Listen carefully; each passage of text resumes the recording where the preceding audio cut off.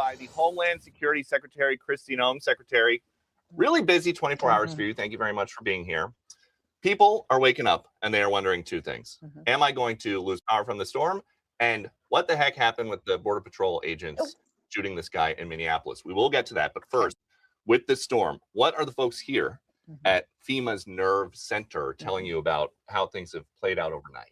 Well, this is the National Response Coordination Center. So we actually have many agencies embedded here that are responding to local communities and states as they get through this winter storm. We knew for several days ahead of time this would be significant. It would impact about 40 states. It would include not just snow, but the damaging ice that could be catastrophic for people losing power by taking down power lines, impacting tree branches that would cause a lot of damage. So we're seeing about 1 million people without power, although all the local communities and states are responding with repair. Yeah, I'll say the only thing that's kind of keeping us cool is that the fact that, well, we got a lot of snow, but we didn't get like crazy cold weather, like -degree weather.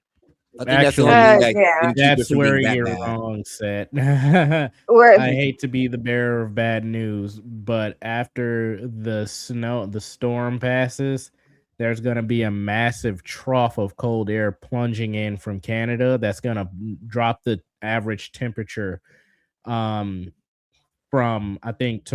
tonight all the way through Tuesday to the negatives. I mean, right now, what I'm looking at from, well, you know, I mean, like I said, I'm in Columbus, Ohio. Right now, we're looking at upper teens to 20s. Even in Wednesday, we'll be sitting at 11. Yeah. So, like I said, we're not getting that -degree weather that's gonna make it like I think with the -degree weather and the ice on top of the snow, that might have caused more power outages in my area. But we just have a whole lot of snow. Y'all lucky, bro. It's gonna get down to -5, -6 tonight here where I'm at. So the other thing we need to remember is gonna be 9 degrees.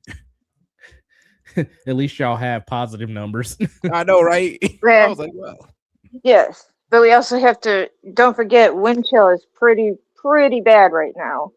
Yeah, but I would say this though. What was it? It's gonna stop snowing after today, pretty much. It's gonna stop snowing on Monday. But let's be real though, I'm not even sure if I'll be even heading into work tomorrow because of how much snow went down. Man, they actually might give us a couple of days.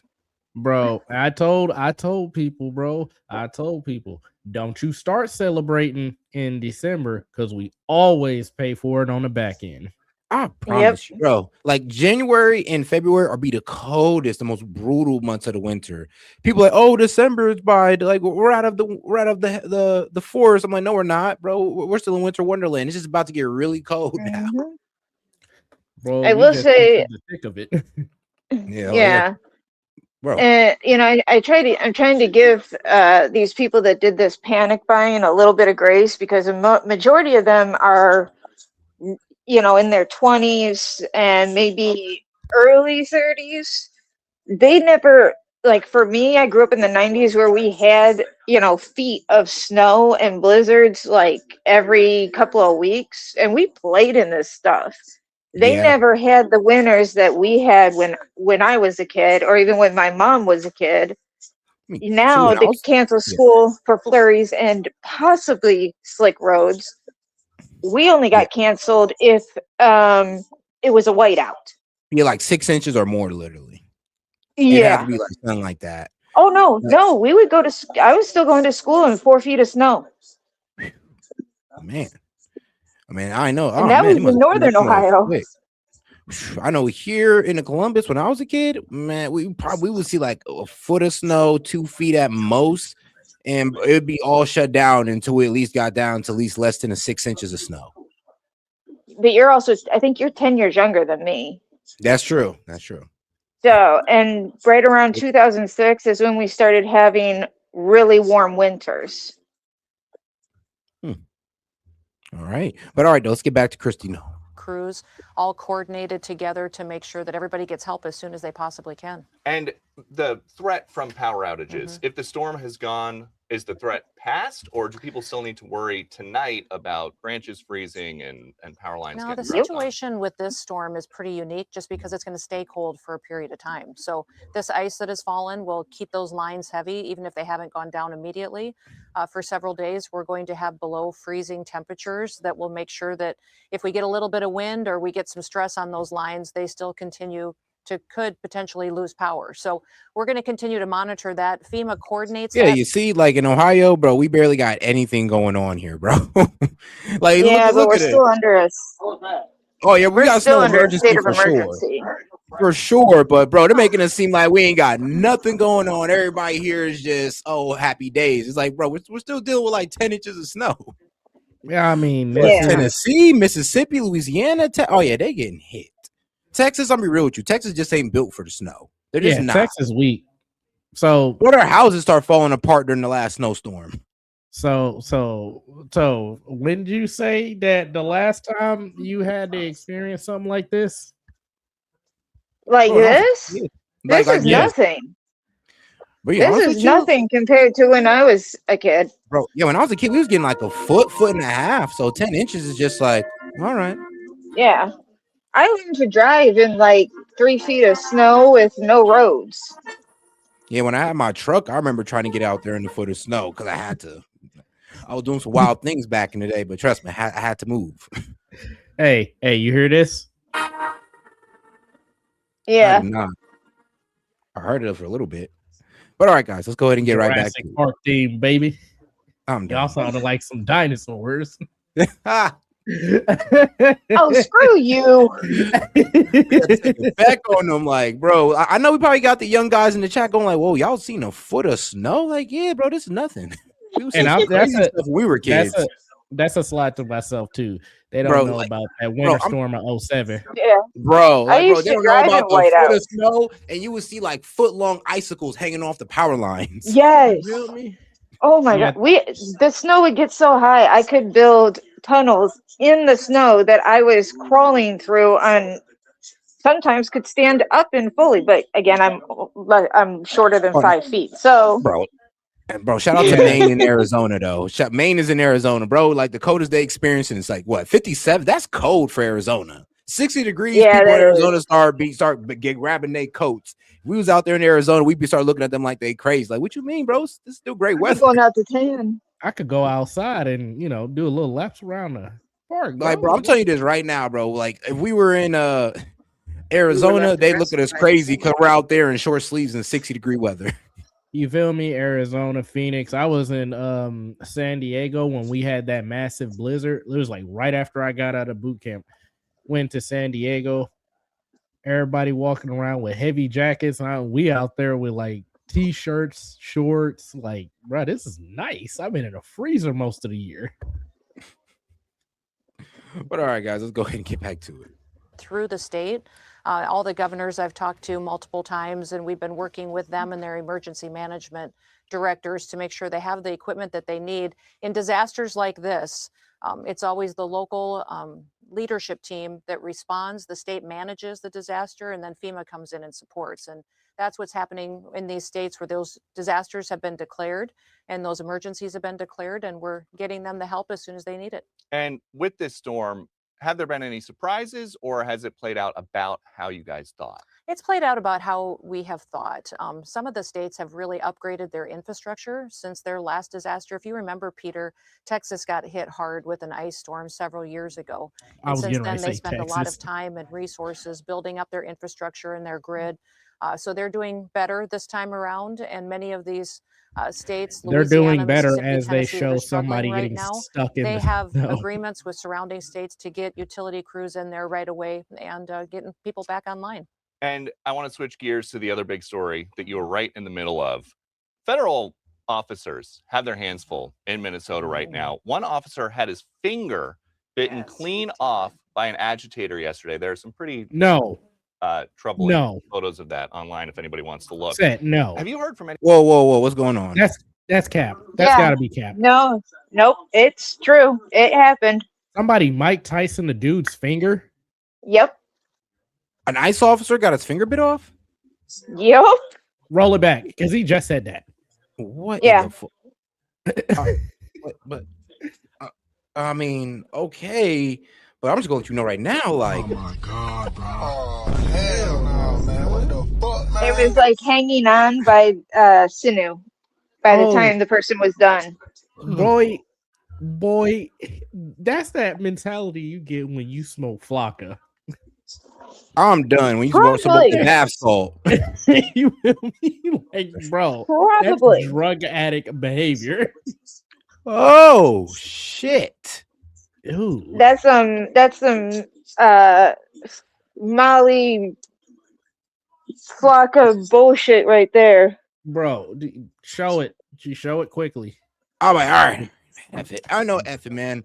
It's not like YouTube showing any love right now. So anyway, so it is what it is. Oh, whoa. Viewer discretion advised, guys. It's gonna get a bit violent. If you're on Rumble, I mean, they don't care. But took the whole thing off. They took bro's finger off. They took his little index. God damn. I'm sorry, but that news reports. All right. That's enough. We good. Right, we good. I just wanted to make sure it was like legit. So they took a brutal. Yeah, I heard that, and I had to go look yesterday. Oh yeah, I actually heard that while we were up in the NICU, and I'm like, wait, what? Yeah, they kept pushing that ICE officer on the ground. That's crazy. These Negroes are biting ICE officers like a hungry Mike Tyson in the ring. Oh, bro, what the hell's going on? They biting fingers off now. Yeah, they really trying to say something with their actions, bro. They trying to send a message for real. They say we're willing to bite fingers off now. I ain't gonna lie. Once you start biting me like a rabid animal, you got to be put down like one. No. Yeah. Yeah, that's where the line is, bro. You start taking parts off my body with your teeth. Yeah, there's a bullet going in you. Respect. Any of the Democratic leadership in Minnesota about that? Tim Walz, Jacob Frey. No, they haven't expressed any concern for injuries to our officers, and that's been going on for weeks. These are not just agitators anymore; they're violent protests. In fact, the state and the city of Minneapolis abandoned this area in downtown Minneapolis because they couldn't control the situation by the amount of people that have come in just trying to disrupt and impede law enforcement operations. And, frankly, this didn't turn violent until we uncovered the fraud in Minneapolis. We were there. ICE and CBP have been there and operating for years in Minneapolis. We saw the violence start to happen when the fraud became uncovered of the billions of dollars that was stolen. She said the quiet part out loud. Under the leadership of Governor Walz and Mayor Frey. President Trump is saying. All right, so she's pretty much alleging that the only reason they're acting like this is because we started asking for those fraud papers. Now they're trying to push up on ICE, trying to distract everybody away from it. Yep. Nah, she right though. Because what I say a month ago, I was like, I find it funny that this happened when we discover massive fraud. Yeah. No, here's the thing though. Pam Bondi actually released a letter. Actually, Sid brought it to my attention. Now, me and him had a different interpretation of it, but when I read Pam Bondi's 3-page letter to Tim Walz, she pretty much told this man, "Yeah, you're gonna start helping out ICE. You're gonna turn over the all this fraud that's been going on. We want your voting records, your voting registration records, and we also want your welfare records as well. Yeah, all that data that you guys don't want to show us, we want those too. Plus, we want you to start helping ICE." Now, the way Sid interpreted was that, Pam Bondi said that, if you give us the voter registration data and you go ahead and give us the welfare data, we'll go ahead and take ICE out. But I mean, I'm be real with you. When I read that, I did not get that at all. She did not. No. Yeah. Why? If anything, she said, you start working with us and bring the agitation down.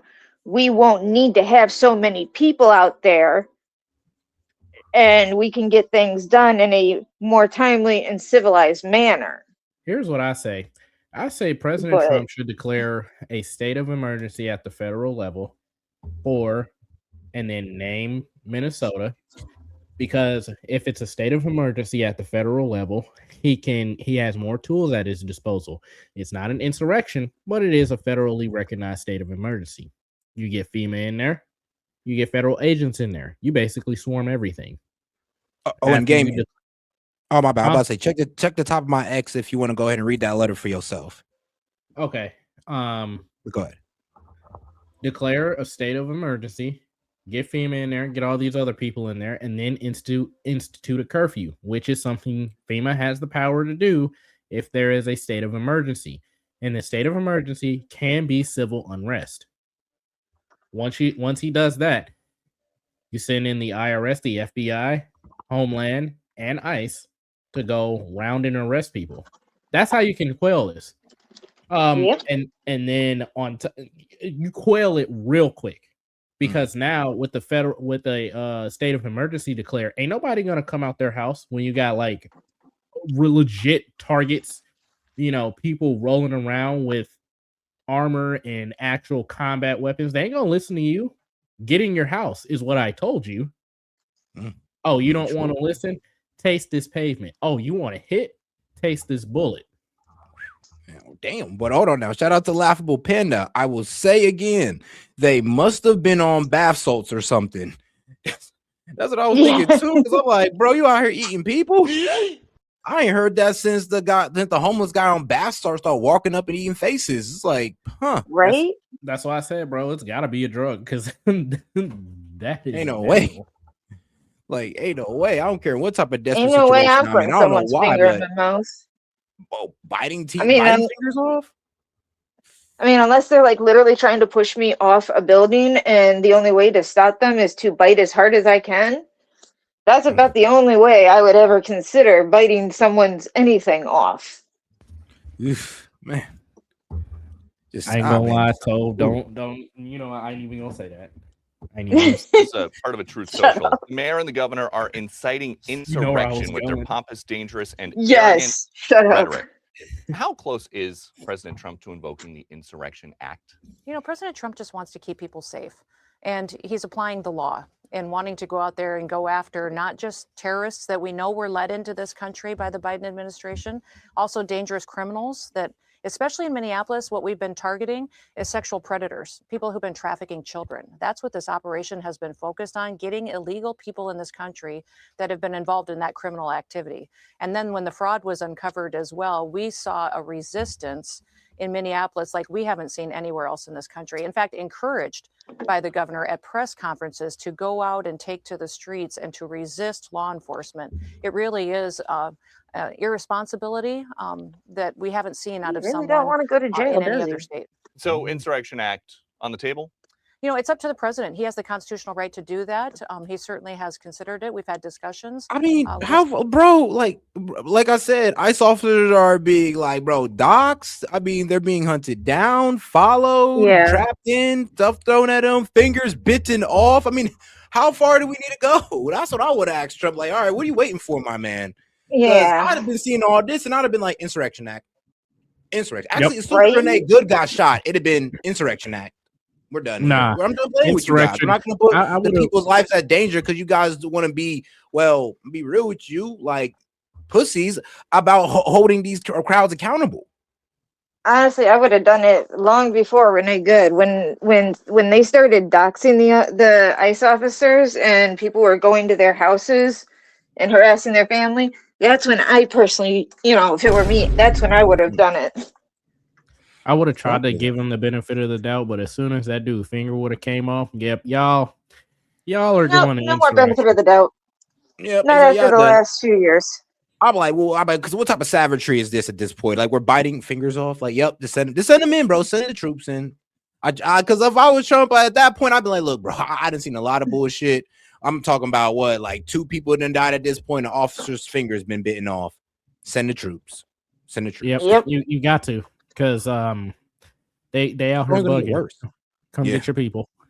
See what the best choice is to make sure that law and order is followed, but also that we're keeping people safe. And it is early, we know, in this investigation into the shooting death of Alex Preddy. But I want to have you walk our audience through what exactly you know. So you said last night, it looks like a situation where an individual arrived at the scene to inflict maximum damage on individuals and to kill law enforcement. Did he say, I'm going to kill you, or did he leave a note? How do you know that was his intent? You know, part of this investigation will be hearing from those agents and officers and people on the ground. But we do know that he came to that scene and impeded a law enforcement operation, which is against federal law. It's a felony. Okay. When he did that, interacting with those agents, when they tried to get him to disengage, he became aggressive and resisted them throughout that process. These officers used their training, followed their protocols, and were in fear of their lives and the people around them. And that's how this tragedy unfolded, and we hope we never see it again. It grieves me to think about what his family is going through, but it also grieves me what's happening to these law enforcement officers every day out on the streets with the violence that they face. Because you mentioned the family, they have a statement out now where they say they're angry and that Alex was just... All right, and just take a quick little word from our sponsors. Looking for a comfortable but unique option for your gaming setup? Check out Tech is Sports USA. Yes, once again, Tech in Sports USA, which with a worldwide range of ergonomics chairs in an array of colors, you will definitely bring your setup to a new level. Always comfy, never boring. Tekken Sports. Use code Rumble for 10% off of your entire order. Once again, Tekken Sports, TECHN All right, guys, appreciate you guys, and make sure you check these guys out. I mean, the QR link is right there. All right, that's the guy who said he would never do ads. I mean, until they push me on Rumble, I have no choice. I mean, sorry, I had to tease you on that one. Yeah, I feel you on that. Did you kind of sound like you were getting neutered reading that? It sounded like you were neutering yourself reading that, bruh. Because I hate doing it. I'll be real with you, but it is what it is. A woman who was pushed down by ice and pepper sprayed. But they also talked to the Associated Press, and they said, we had this discussion with them 2 weeks ago or so. You know, go ahead and protest, but do not engage. Do not do anything stupid, basically. So what is your message this morning to Alex Pretty's parents? Just that I'm grieved for them. I truly am. I can't even imagine losing a child. And I can't imagine a tragic situation. We can't have individuals that are impeding law enforcement operations and then showing up with guns and weapons and no ID and confronting law enforcement like that is one of the reasons that we see situations like this unfold. I think everybody can learn from this situation. I'm grateful for law enforcement to put their lives on the line every day to go out there on the streets and try to bring criminals to justice and protect the public. And we'll continue to make sure the right thing is done, this investigation is completed, and that we continue to go forward and we enforce the law and apply it equally to everybody in the country. What is the line? Where does it go from peaceful protest, I have a First Amendment right to do that, to I'm going to get arrested protesting, to I'm going to get shot to death? Damn. We have clearly from the very beginning followed the exact same process and protocols that have been implemented this entire administration and that the previous administration followed and has gone on in law enforcement interactions for years. You cannot impede a law enforcement investigation and operation. When an officer tells you to back off and gives you orders, you should comply and explain. You shouldn't show up with weapons then no ID and no indication of how they're going to be used. And that aggressive interaction, laying hands on law enforcement officers, clearly is a crime, and it is something that should not be acceptable. Because you mentioned the protocol, there is an angle of the video that we've been playing all morning where it shows an officer removing a weapon either from Alex Pretty's waistband or a holster. And he walks away with the weapon before officers start shooting. It appears that Alex Pretty was disarmed. If he was disarmed, is it the protocol to use deadly force? And that's all part of this investigation. Every video will be analyzed. Everything will be looked at. And that's part of the answers that I can't speak to every single thing that those officers thought, but this happened in seconds. They clearly feared for their lives and took action to defend themselves and the people around them. If you watch that and you listen to those videos, you can hear someone yelling, gun, gun, gun. And those agents and officers reacted to that. So as this investigation goes forward, all of that will be analyzed. There are a lot of stories this morning. Gun experts are saying the gun that he had, the Sig Sauer P329 millimeter, has a reputation, according to multiple lawsuits, of accidental discharges. Have you been briefed about the possibility that an ICE or a Border Patrol officer accidentally discharged this gun? I know the investigation's ongoing, and they'll continue to do that. I don't conduct that investigation within the agency, and outside agencies will continue to do that, and we'll get the facts. Separate from the specific investigation, we know that Alex Preddy, according to officials in Minnesota, was legally a concealed carry permit holder. He had his gun legally. Is your message to people who are concealed carry permits that if they're going to go to a protest, they should leave their gun in the car? You know, my message to individuals is don't go impede law enforcement operations. Yeah. That's not legal. You're breaking the law when you do that. It's also breaking the law to concealed carry in Minnesota without an ID on you. And you shouldn't be laying hands on law enforcement and getting in their faces and trying to stop them from conducting their work. I mean, like I said, I agree that, you know, you shouldn't be trying to get in the way of law enforcement. That's a good way to get yourself hurt or killed. And then also, wait, are you saying that the man didn't have ID on him? Yeah, they said that he also didn't have his ID on him.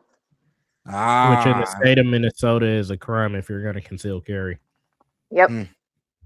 See how for some reason these protesters don't like to carry around identification for some strange reason. Don't know why. Keep in mind, a few of them are actually convicted sex offenders. That, and they're also from out of state and, you know, pretending to be from Minnesota. Oh, yeah, and there's a couple of Antifa members who are actually convicted child predators, too. Yep. Oh, yeah, there's quite a few of them. Almost every single person in Washington that's participating in those riots, convicted sex offender. Well, yeah.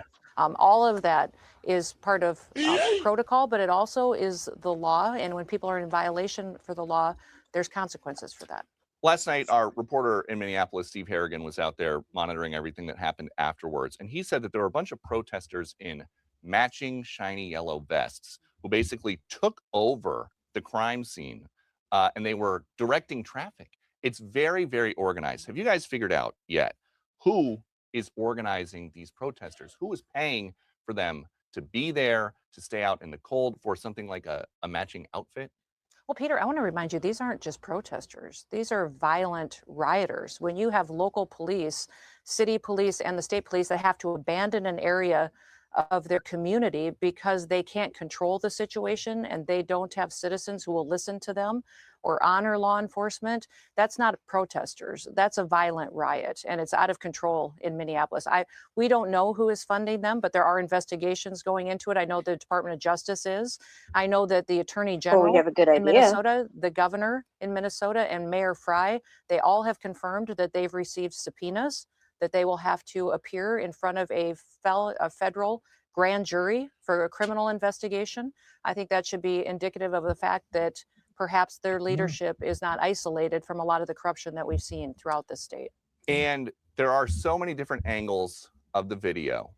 How quickly can we expect information about this investigation? I think the information is consistently coming out when it's appropriate, when investigators deem that it is something that they can release that will give answers to people. That's exactly what President Trump and his administration want. We want transparency for the American people, and that's one of the reasons why you've seen our Border Patrol and our ICE officers out there working with the community and consistently asking the governor, consistently asking the mayor, please work with us. All we ask is that before you turn violent criminals out on the streets, let us know so we can pick them up and we can send them back to their home countries. We've asked for that partnership. We get it everywhere else in the country, that we have Democrat and Republican leaders working with us. We wish that Minnesota could be the same. All right. Well, we will let you get back to work. Homeland Security Secretary Kristi Noem, thank you very much for joining us today. Thank you, Peter. All right. Hey, everyone. I'm Emily Campagna. All righty. We're going to go ahead and call it on that one because, well, we're going 6 hours long. I need to get something to eat. Oh, or damn. cook something, actually. Boo. That's right. We just got dumped on with a bunch of snow. I know, right? So, yeah, trust me, I ain't going nowhere, but I do got to go downstairs and get cook something. But all right, guys, don't worry. How dare you? Be right back because I ain't got nothing else to do now.